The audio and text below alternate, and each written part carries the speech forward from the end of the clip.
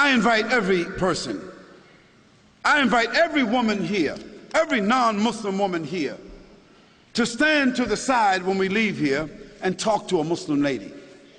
I mean, now, let's not ask Barbara Walters about how Muslim women feel.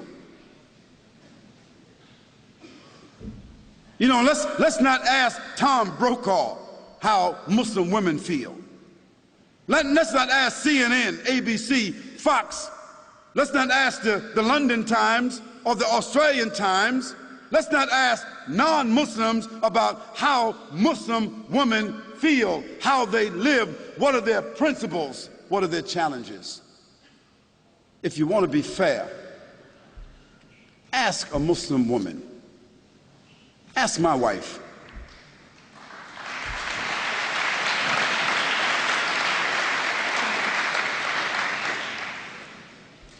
Ask my mother. You see? Ask a Muslim woman that knows her religion, who has a relationship with her Creator, who is stable in her society, understanding her responsibilities, her relationships. Ask her. And after that, I think you should be fair, that you don't need to ask someone else. But the problem is, no one really wants to ask Muslim women.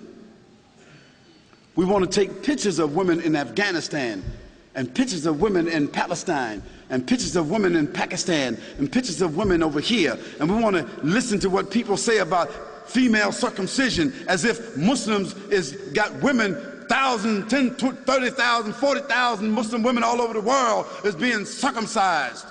Some crazy Steven Spielberg stuff.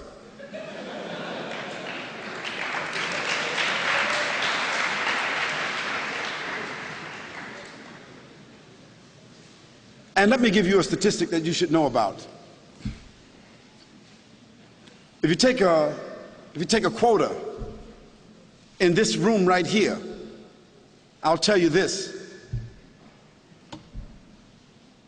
Most every Muslim woman in this room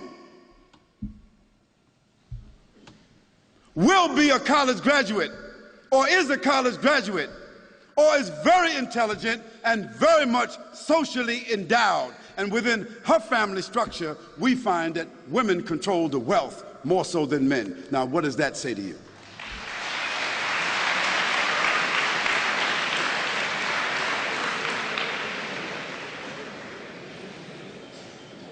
Now, where you find women oppressed, women exploited, women mistreated among Muslims, that is because those Muslims themselves are not representing the principles of the religion. And in every religion, you've got black sheep.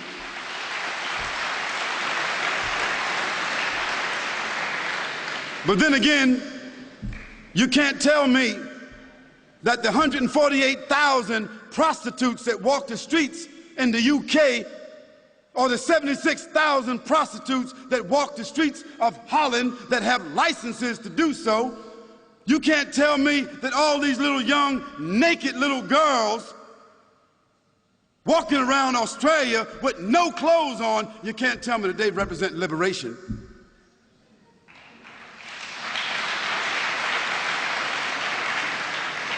You can't tell me that the 2,350 abortions, murders that take place with these young women, you can't tell me that that represents sophistication. You can't tell me that that represents liberation. You can't tell me that a naked woman sitting on a chocolate bar, a naked woman selling everything, toothpaste, everything, you can't tell me that doesn't represent exploitation. So let's put things in context. Let's talk about things correctly, and let's be fair, and let's be objective. We can talk about that a little bit more if you want to. And let me give you one more statistic. One more. prostitution, venereal disease, abortion, and pedophilia. And this horrendous number of children being raped and kidnapped that exists in the Western world.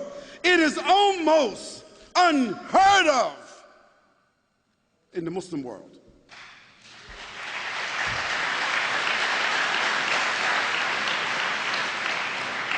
So I think that the statistics kind of like speak for themselves.